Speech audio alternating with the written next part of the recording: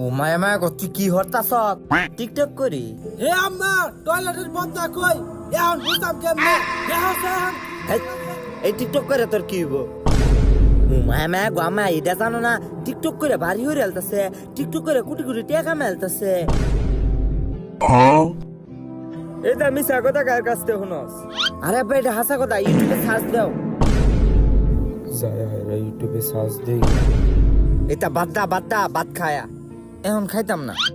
ভাত খাইতে না রাতে ভাত খাইতাম না। যাও যাও যাও যাও, মন থাকে যে 3টার সময়।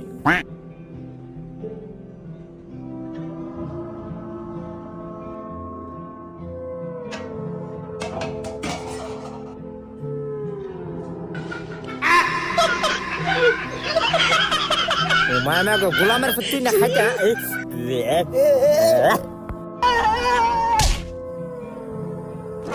সাপোর্ট করলে সাপোর্ট পাইবেন ব্যাক টু ব্যাক।